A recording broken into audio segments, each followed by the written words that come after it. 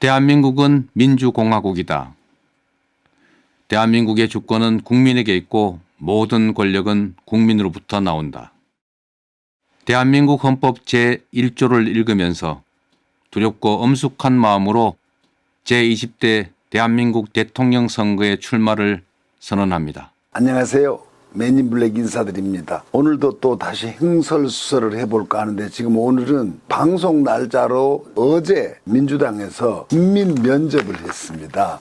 이름이 국민면접관들이고 국민면접입니다. 그걸 보고서는 좀 기가 막혀서 그 부분에 대해서 좀 언급도 하고 요번에 그 윤석열이가 또 난데없이 또 색깔 공세를 나옵니다. 그 부분에 대해서 오늘은 한마디 해야겠습니다. 자, 먼저 이재명이라는 사람의 그 정체성, 이 부분을 가끔씩 늘 해왔죠. 근데 이 사람의 그 속내, 그러니까 정치인으로서 이게 그 사람의 전부라고 생각하는 그 핵심 키워드가 있습니다. 그게 뭐냐면은 정치인은 국민을 지도하는 자들이 아닙니다. 국민이 원하는 바를 실행하는 일꾼들입니다. 그러니까 국민을 지도하려고 달려드는 놈들이 있어요. 대먹지 못하게. 우리 국민 중에 지들보다 멍청한 사람이 하나라도 있으면 찾아내보라고 그러세요. 아주 무식한 놈들입니다. 이번에 윤석열이 사태로 봐도. 자, 근데 이재명 지사 얘기로 시작해서 방송을 시작하죠. 이재명 지사가 어려서 그 공부를 할 때,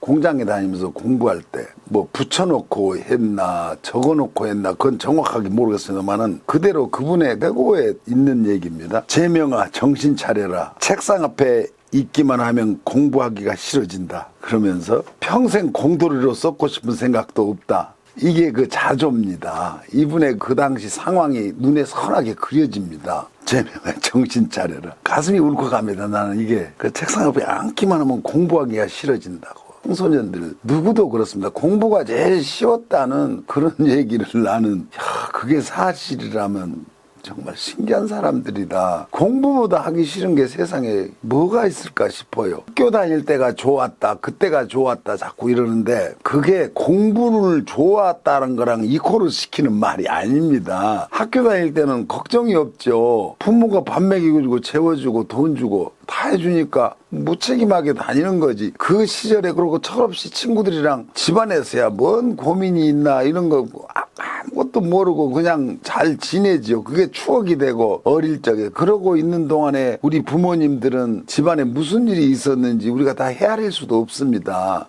우리가 알 바도 없고 말 안 해주지요. 눈에 드러날 정도로 힘들면 집안이 망한 겁니다. 근데 멀쩡히 돌아가는 집안도 늘 근심 걱정이었어요. 옛날 살림살이라는 게. 그런데도 우리 그 학창시절에 그런 것이 무슨 걱정거리가 있는 줄 어떻게 압니까? 그냥 행복했죠 뭐. 그래서 늘 어린 시절 추억하고 친구들 만나서 옛날에 재밌었던 얘기하고 또 불행한 얘기는 떠오르지도 않아요. 별로. 늘 재밌었던 얘기만 해요. 그런데 이재명이 평생 공돌이로 썩고 싶은 생각도 없다. 공돌이 공장 다니면서 아마 검정고시 공부하면서 이런 글을 썼나 봅니다. 공정한 나라는 흥했고 불공정한 나라는 망했다. 이재명 지사의 대선 출정식의 일갈입니다. 이게. 그러니까 이게 대선 출정식 할 때 했었나? 원래 늘 이 말은 했던 말이에요. 그러니까 이재명한테 특별한 것이 없습니다. 내가 말한 특별한 것이 없다는 건 그 사람의 능력이 아니고 특별히 이제 대통령 후보가 돼가지고 더한 뭔가를 새로운 걸 막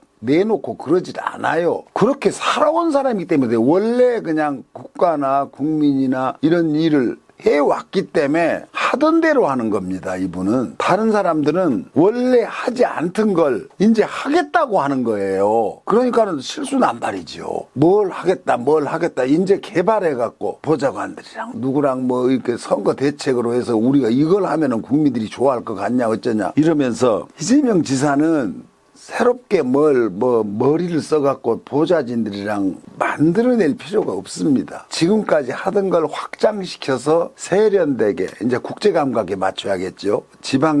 지역 도시를 하던 걸 확장시키고 그걸로 충분합니다. 그래서 대한민국 그러니까 억강부약 있죠. 대동세상 만든다고 그랬죠. 이게 글자 넉 자입니다. 억강부약 대동세상 8자죠. 여기에 모든 게 있습니다. 이게 실현이 된다면은 그게 낙원이지요. 그 뭐 종교적인 의미로 극락, 천국 뭐 이런 겁니다. 대동세상이고 억강부약이면 그렇잖아요. 그러니까 이것으로 국가가 통치가 된다면은 이제 그때는 뭐가 걱정이겠어요? 이재명의 슬로건이 이게 아주 단순 명료하면서도 강합니다.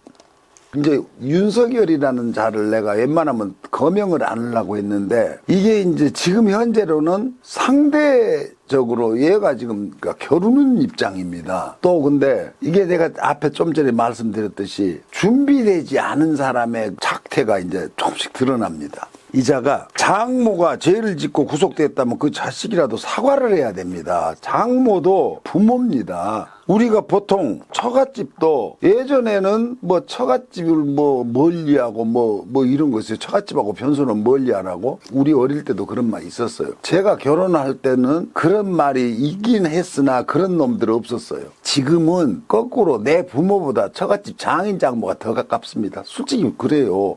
그래서 아들 장가 보내면 아들 하나가 날아가 버리는 겁니다. 현실이 그렇습니다. 딸이 시집을 가면 아들 하나 물고 들어옵니다. 그러니까 큰 손해 날 건 없어요. 그냥 하나밖에 없다면 모르지만 아들 하나 딸 하나 있으면 도로 본전입니다. 딸이 아들 데리고 오니까. 그런데 그걸 이 윤석열이는 부모가 아닌 걸 취급합니다. 그리고 저 국민의힘의 이준석이나 모두 그거는 부모로 취급한 게 아니라 왜냐면 부모라면은 죄송합니다. 이유 여하를 막론하고 이러이러한 일이 있어서 장모도 제 부모입니다. 이래야 맞지요.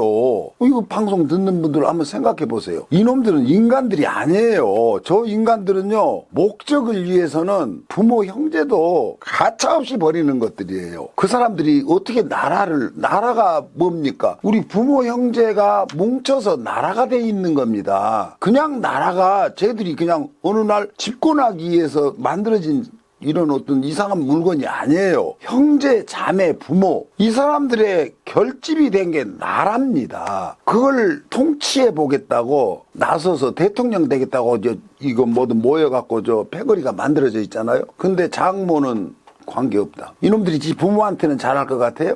그러니까 말을 잘 못하는 겁니다. 그러니까 준비가 안 돼 있어서 그래요. 어쩌면 집에 가면 공쳐갈 수도 있어요. 아니 저번에 그 하루 올렸다 내려놓은 그저 SNS에 그 지는 애처가라고 이러고 지 스스로 그 올렸다가 쑥 내려버렸어요. 그러니까 집에 가면 그 젊은 마누라한테 꼼짝 못할 수도 있어요. 정치하다 하루 나왔다 보니까 그 제스처를 쓰다 보니까 이게 몸에 맞지 않은 말을 하다 보니까 그런 거예요. 그리고 이 사람이 그 역사관 얼마 전에 이건 또 민주당 들도 똑같이 그러대. 이재명 지사가 안동 고향에가 향교회지. 향교회 가서 그 어른들이랑 이런저런 대담을 하면서 안동의 자존심을 세우지. 거기서 태어나서 또 이 사람 대통령 나와야 돼요. 특히 경상도라는 데는 민주당이 아주 험한 데입니다. 물론 광주가 더 국민의힘도 힘들지요. 험하고 상대적으로. 근데 이재명이 한 말은 덕담이 아닙니다. 그건 진실이었어요. 왜냐하면 친일 잔재들을 해소 못하고 미군은 점령군이었다. 그래서 우리가 대한민국이 시작할 때부터 깔끔하게 시작을 못해가지고 그 후유증이 지금 이 지경에 와 있다는 이런 취지의 말이었어요. 그러면 그게 양수겸장이지요. 안동에 독립투사들이 아주 많습니다. 실제로 안동이라는 데가 특히 대구 경북 쪽 그쪽이 그 항일운동이라든가 좌익 세력들 지금 이 국힘당에서 말하는 이 빨갱이 세력이 제일 많았던 데입니다. 사실 그것도 대가리들 그 지리산 쫄자 빨갱이들은 뭐 전라도에서 그럴 수도 있지만은 우대가리들이 거기 많았어요. 박정희 형도 그랬잖아요. 다 알잖아요. 그러면 그 시절에 그 사람들이 빨갱이였냐면 그렇지 않았어요. 사회주의자들, 애국자들입니다. 어떤 경우에는 그 아나키스트들도 있을 수 있고 해방된 조국에 왔다가 독립투사들 그 사람들이 북한으로 갔지요. 가서 거기서 뭔 벼슬이지요.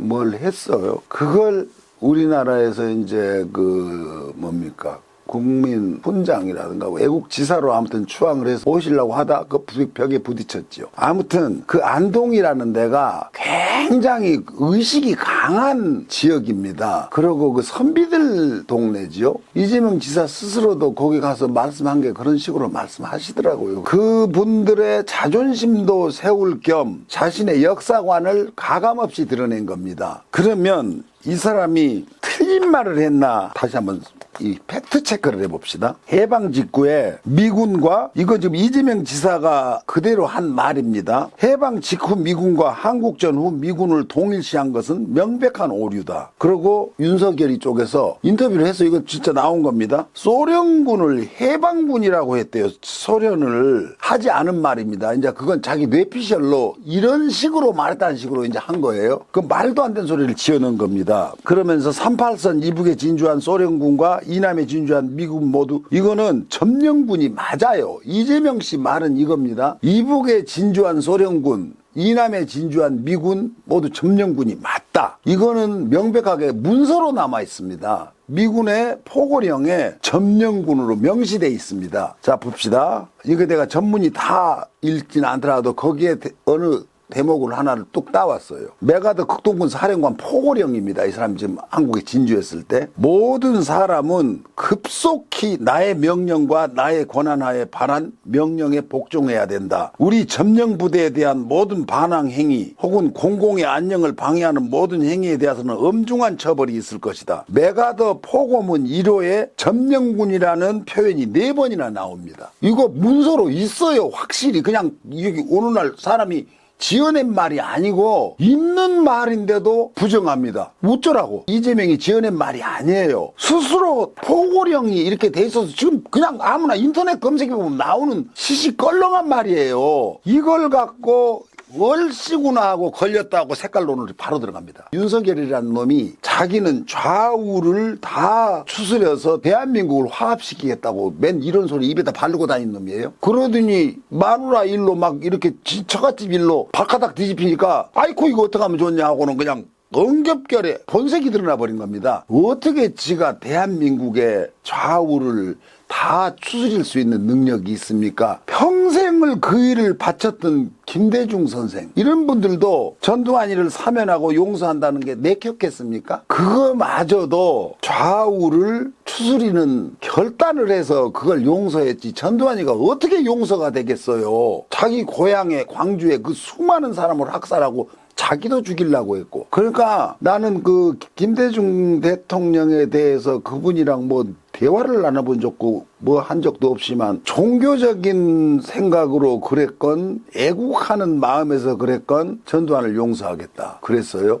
그걸로 많이 욕을 먹었어요, 이분. 저도 욕했습니다. 지가 뭔데 그 많은 사람들을 언제 그 사람들한테 각서라도 받아왔어? 네가 용서해도 된다는? 왜 자기가 대통령 됐다고 지멋대로 용서합니까? 그런 식으로 이해를 하자면요, 말도 안 된 짓을 한 겁니다. 지금도 전두환이 재산 안 내놓고 재판받고 있잖아요. 용서를 해준 사람의 보람까지 걷어차버린 놈입니다. 용서를 해준 사람을 머쓱하게 해놨죠. 흔적이 없어요. 그러니 더구나 이런 놈을 왜 용서를 했냐는 소리를 듣죠. 용서받는 사람이 가뭅하고 제가 죽을 죄를 졌는데 이런 은전을 베풀어 주셔서 백골난망입니다 하고 조아려도 시원찮은 반에 나는 29만 원밖에 없어 이러고 골프 치러 돌아다니고 지네 그 동기들 모여서 그때 봤죠. 그 회식하고 껄껄대면서 와인 마셔가면서 이런 놈을 용서를 했다는 게 말이 됩니까? 그러니까 김대중 선생이 용서라는 말은 개인 전두환을 용서한 게 아닙니다. 온 나라의 이 시끄러운 상황을 내 몸을 바쳐서 그런 억울함이 있었더라도 다 우리 덮고 동서 화합을 하자 이런 차원의 용서였지 전두환이 개인을 너 잘했다고 용서해 줬겠어요? 근데 똑같은 짓을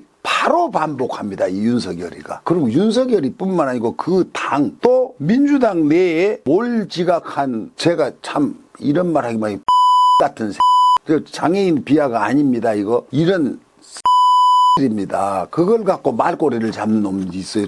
대선 주자들도 그렇습니다. 그러면 그 부분은 명백한 사실이기 때문에 그건 맞다. 아무리 이게 서로 상대방이랑 일합을 겨루는 적이지요, 여기서는. 그놈을 이겨야 지가 되니까. 그렇더라도 맞는 건 맞다고 칭찬해주고 틀린 걸 지적해서 정정당당하게 승부를 해야지요. 그런데 저쪽에 그 대목지보다 그러니까 적들, 진짜 적들입니다. 저희들이 옳지 잘 걸렸다고 하는 말을 같이 합니다. 대한민국으로 미군이 말해요. 점령군이었다가 대한민국 정부 수립, 그러니까 이승만 정권 정부 수립 후에 미군이 공식적으로는 철수합니다. 문서가 있어요. 다 간 건 아니지만 어떻게 보면 미군이 점령군에서 철수를 하죠. 그래갖고 6.25가 발발하니까 그때는 유엔군이라는 이름으로 다시 우리나라에 들어오는 거예요. 그러니까 얘들이 지금 이놈들이 이걸 한 가지로 똥똥 뭉쳐갖고 미군은 우리나라를 위해서 이렇게 피를 흘리고 몇만 명이 죽고 이걸 점령군이라고 한다고 그러는데 시점이 달라요. 점령군이었다가 우리 정부가 수립이 되니까 철수합니다. 그리고 6.25 동란이 일어나니까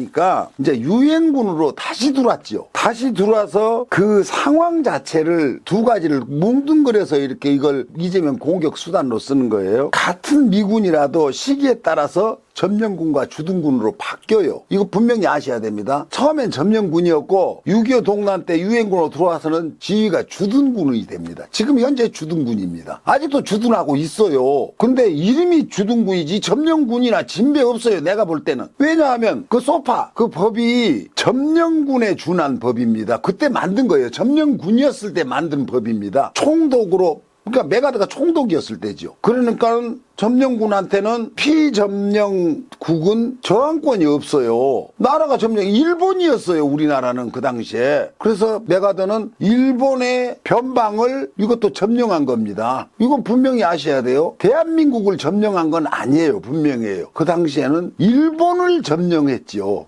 우리나라가 국제법적으로 일본 영토였으니까 한일 합방했잖아요. 그래서 이 지사가 말한 거에 대해서 이건 아주 기본적으로 법학을 전공했다는 놈들 아니에요. 사법고시 패스한 놈들이에요. 이 개새들이. 그리고 특히 저 국민의힘이라든가 민주당에 그거에는 대부분이 변호사, 검사, 판사 출신들이에요. 나 이거 굉장히 짜증나는 일인데 그놈들이 다 헤쳐먹어요. 그러다 보니까 뭔 사법이라든가 이런 개혁이 자기 일로 돼가지고 이렇게 더딘 거예요. 그러면 막말로 대통령도 사법고시 패스해갖고 변호사 출신입니다. 우리나라는 좋은 말을 주면 법치국가지요. 법치라는 건 사법고시를 패스한 사람들이 통치하는 게 법치가 아니고 법이라는 어떤 기준을 세워놓고 모든 국민이 그 법을 따른다는 게 법치국가지, 사법고시 패스한 놈들이 통치하는 나라가 법치국가는 아니죠. 그건 독재국가죠. 군대가 통치할 때 많이 당해봤잖아요. 그거랑 똑같은 거예요. 모든 게 그놈들이 다 하고 언론인 출신, 국회의원 중에 말이에요. 고시 패스한 놈, 언론인,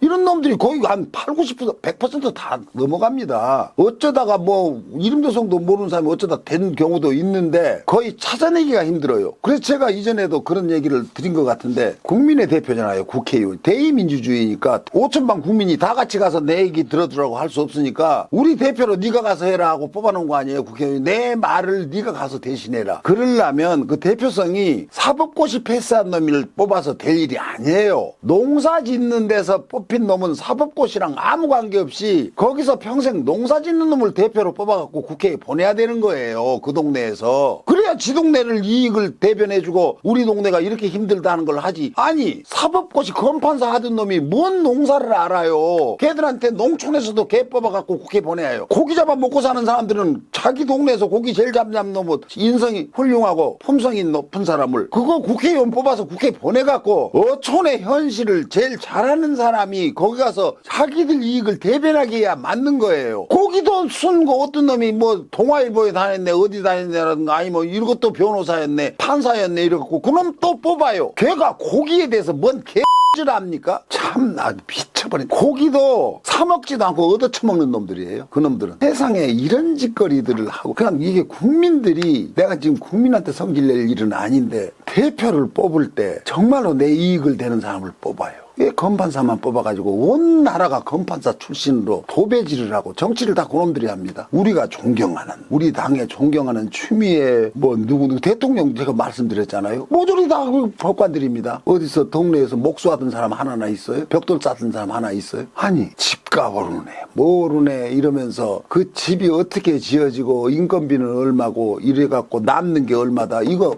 아는 사람이 시켜야 될 거 아니에요. 그 사업 하던 놈을 국회의원을 만들어요. 이러니까 이런 지경이 나는 거예요. 나라가 여야를 막론하고 이런 개 같은 경우가 있는 거예요. 참, 나 돌아버린다. 아무튼 일제 부역 세력 청산도 않고 대한민국 정부의 요직을 바로 받아버립니다. 이거 사실이잖아요. 그런데 저쪽 국민의힘 당이라든가 그쪽을 지지하는 그 언론들은 뭐라고 하는지 알아요? 임시정부에 있던 우리 독립투사들도 참여했다. 그거 말이지요. 어쩌다 계셨어요. 없다는 게 아니고 그 몇 분. 근데 실무자들 순사부터 군대 전부 다 일본 놈들이었어요. 일본 순사들. 순사를 왜 무서워한 줄 아세요? 경찰이 일본 순사 온다고 그런 소리예요. 애기 울 때도 순사 온다고 그러면 애가 그칠 정도였어요. 옛날에. 우리나라 순사가 어디 있었어요?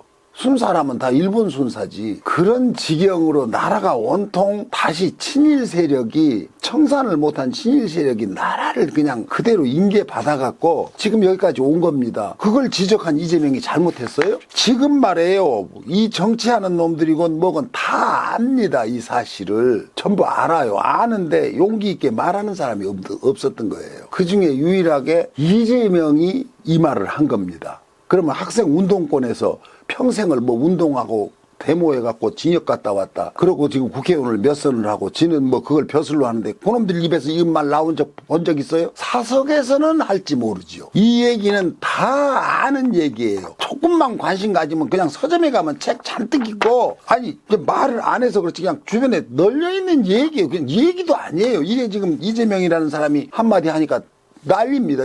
올 잘 걸렸다 이 새끼 그러고. 근데 반민특위도 말이에요. 반민특위 있었잖아요. 이것도 이 일제 잔재들 이것들에서 강제 해산돼 버렸어요. 이게 약간씩 청산한다고 해도 지금도 청산이 안 되잖아요. 아직도 국립묘지에 친일파들이 그대로 있는데 그것도 못 파내잖아요. 멀쩡히 그냥 친일한 것이 드러났는데도 거기에 참배하러 가잖아요. 정치인들. 그 상징적인데 그게 무슨 사람 죽어서 묻어놓은 게 뭐 대단한데요. 그것은 국가의 상징적인데요. 자존심. 여기에 우리 국가를 만들 때 공로가 있고 또 그 후에 나라를 위해서 희생한 분들 거기다 모셔놓고 우리가 되씹어가면서 애국을 다짐하는 장소입니다. 거기에 매국노들이 그대로 있는 것도 아직도 못 파내고 있잖아요. 그런데 그 꼴난 민주당 운동권 출신 국회의원 놈들 어디 한마디 그런 얘기 한 적 있어요? 자기들끼리 술 처먹으면서 어디서 진짜로 그런 얘기 할 수는 있어도 공적인 자리에서는 무서워서 못하는 겁니다. 지 모가지 날아갈까 봐서, 빨갱이로 몰릴까 봐서. 그래 이재명이라는 사람의 위대성을 내가 일부러 찾아내려고 그러면은 끝이 없어요. 그런데 그 위대성이라는 게 특별한 게 아니에요. 우리가 아는 걸 같이 공감해줘서 위대한 겁니다. 건판사 놈들, 운동권에서 그 고급 인력들, 그 정치 세력들, 우리랑 공감하는 세력이 아니에요. 그래서 위대하지 못한 겁니다. 자기들끼리 공감하고 살아요. 그 패거리들이. 유일하게 우리 국민들이랑 같은 생각으로 우리랑 공감해주는 사람이 이재명이에요. 제가 대가리 총 맞았어요. 왜 엉뚱한 사람한테 내가 이렇게 열 올리고 있겠어요. 이 사람은 우리 속에 있어가지고 특별하게 뭔가를 새로 하겠다는 슬로건을 내걸지도 않아요. 아주 쉽게 해결하겠다고 해요.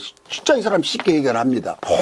복잡한 방정식으로 정치가 대단한 것 같이 그러지만은 단순해요. 하려고 하면 어떤 사람의 의지입니다. 권력자의 의지지요. 그 의지를 여기 기웃 저기 기웃 이 눈치 저 눈치 다 살피고 이것도 이놈 때문에 못하고 이건 저 세력 때문에 못하고 못하는 겁니다. 근데 다른 일은 해야지요. 이거는 국민 대다수가 원하는 일이다. 그럼 세상에 생각해 보세요. 수술실 CCTV 국민의 80% 90%가 찬성합니다. 이거는 여야랑 관계없어요. 보수 진보가 아무 관계없어요. 국민의 8, 90%가 다 진보입니까? 그렇게 말하면? 거기는 태극기 들고 광화문에 나간 사람도 있었다는 소리예요. 그렇게 모든 국민이 여론조사하면 다 나와요. 그걸 찬성하는데 못하고 있습니다. 그러면 김부겸 총리한테 뭔 질문을 했대요? 오늘 아침 뉴스인가? 근데 이 부분에 대해서 어떻게 생각하냐? 수술스티브지에. 그러니까 즉답을 한 게 아니고 여러 가지로 지금 고민 중이고 이런저런 그러니까 이걸 어떻게 하든지 자기가 이걸 해결하고 가겠다는 얘기가 아니고 이게 이제 정치적인 여러 가지 보관이 있는 거죠. 왜냐하면 이 의사들이 이걸 통과하면 또 파업 들어가갖고 지금 코로나 전국이고 이런데 또 이거 나라가 또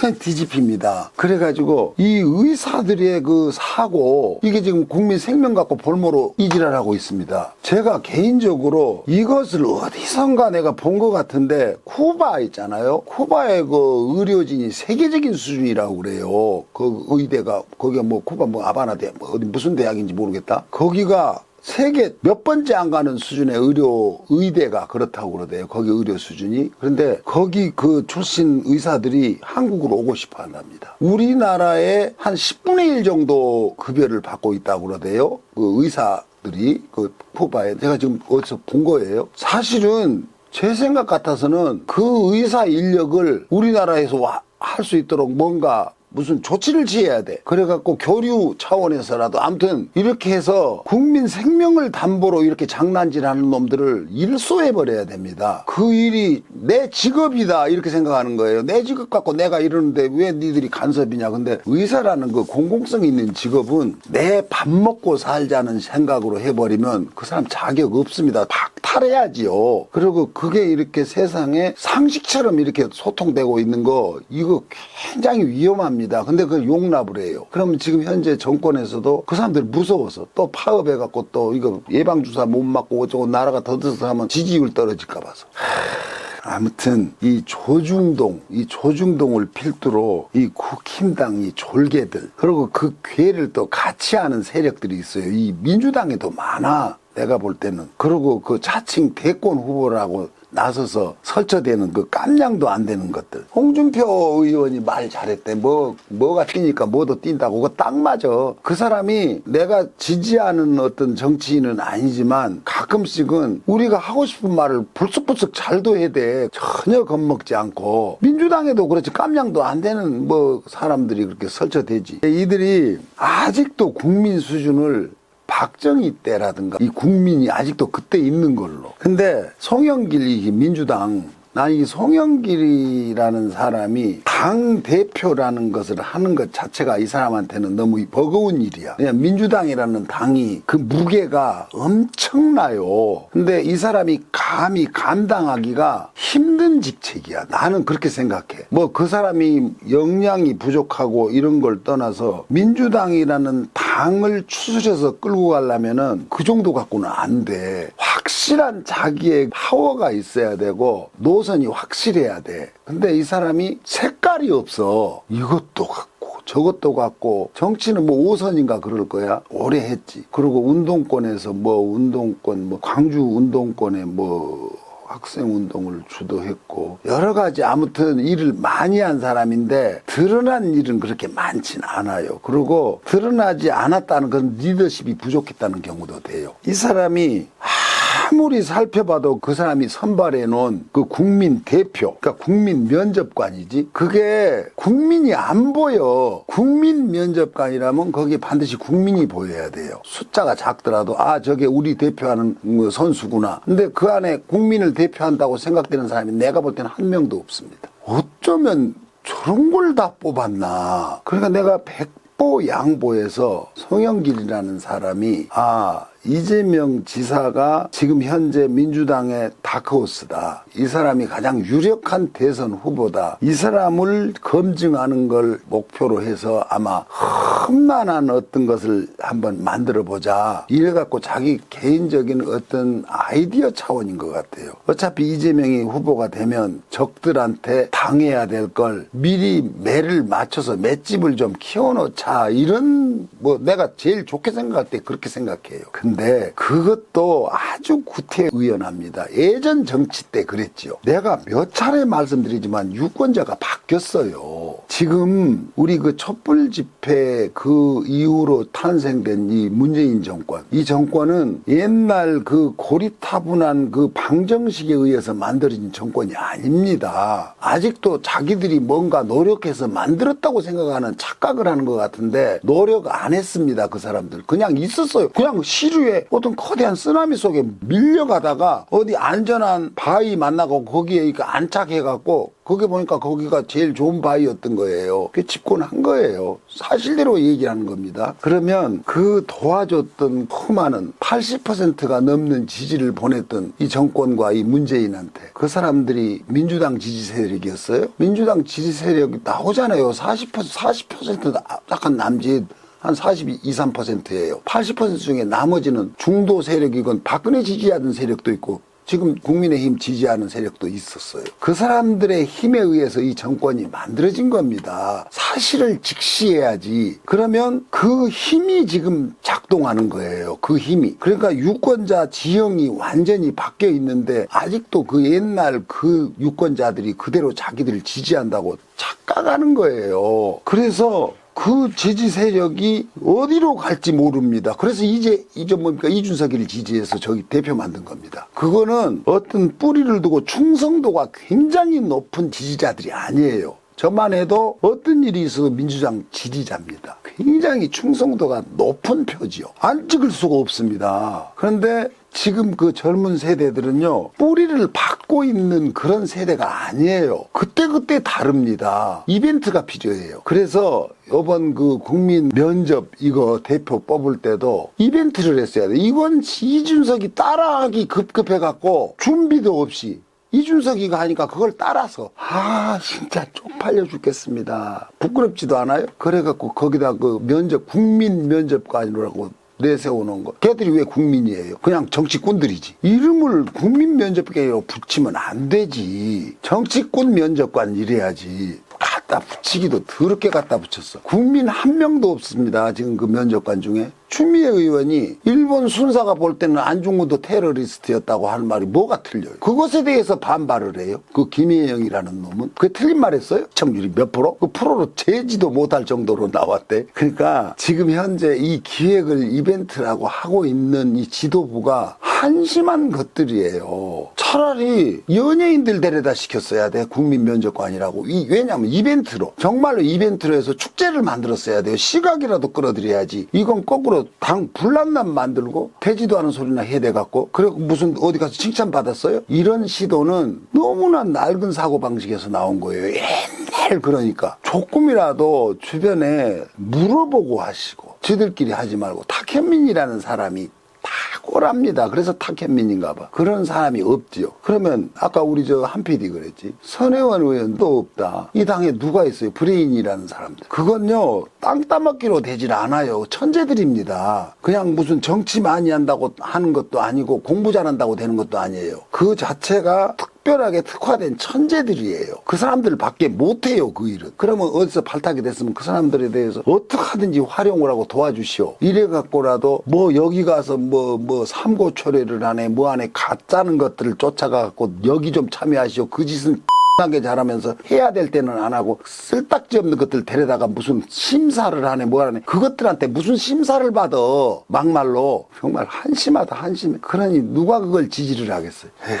그러니까 이것도 지네 패거리 정치하는 거야. 지금도 그 참 내가 한마디 뭐 끝으로 하고 싶은 말이 있는데 얼마 전에 그 조국 전 장관이 뗏목에 대한 비유를 한 게 있대요. 제가 불교에 대해서 박학하시고 다식하진 않습니다. 근데 어느 때 무슨 일을 참여해서 여러 해를 했어요. 그러니까 책도 만들고 뭐 신문에 연재도 하고 오랫동안 하면서 그 익힌 부처님 말씀인데 법정 스님의 무소유라는 그것도 결국 여기서 나온 것 같은데 그 뗏목에 대한 비유입니다. 어떤 사람이 강을 건너는데 뗏목이 필요해. 그래서 천신망호 끝에 어디서 막 조각나무 주워다가 간신히 뗏목을 만들었어요. 이건 부처님이 어떤 비유를 해준 얘기입니다. 그래가지고 이 사람이 뗏목을 만들어서 강을 간신히 건너가지고 건넜으면 이제 그걸로 끝나야 되는데 고민을 합니다. 이 뗏목 내가 이거 만들자고 얼마나 힘이 들었냐. 가다가 또 강이 나올 수도 있는데 이걸 내가 메고 가야겠다. 거기 가서 나무 못 구하면 또 강을 못 건넌다. 이러고 그걸 해체해서 메고 갑니다. 그것을 부처님이 한탄하면서 한 말이 있어요. 이 뗏목이 그 강을 건넜으면 버려야 된다. 그러고 강이 안 나올 수도 있어요. 자기 목적지 가는데 안 나올 수 있는 강을 미리 걱정해갖고 뗏목을 만들어 가는 거예요. 그 짊어지고 그때 쓰려고. 그러면 혹시 강이 나오면 또 거기서 뗏목을 만들어 가라. 왜 있지도 않은 일을 미리 하고 다니느냐. 근데 이제 이 대목을 조국 장관이 뚝 잘라서 뗏목을 썼으면 그건 버리고 가라. 이런데 그러니까 본인을 뗏목에 비유한 겁니다. 내가 재료가 돼서 지금 검찰 개혁입니다. 이거 이 부분에 대해서 나를 재료로 썼으면 이제 날 버리고 너들 자력으로 가라. 저는 그 얘기 들으면서 조국 장관의 그 화가 가슴속에 그 응어리진 게 엄청나다는 걸 느꼈습니다. 얘라 이 소리가 조국 장관이 이 국회의원, 민주당 국회의원놈들이 하는 것 같아요. 나 버리고 가라. 아직도 나갔고 조국 때문에 선거에 졌니, 추미애 때문에 졌니, 이지라라고 자빠졌어요. 이 병신 새끼들이. 그리고 그 지지자라는 이 소갈머리 없는 것들도. 오죽하면 뗏목에 대한 비유를 했겠어요. 그냥 얘기가 아닙니다. 이제 너들끼리 좀 해라. 나 이제 그만 놔라. 나 뗏목으로 역할을 해줬으니까 다음 뗏목은 가서 너들이 만들어서 가든 족가든 마음대로 해라. 이 소리입니다. 자, 이걸로 가름하겠습니다. 감사합니다.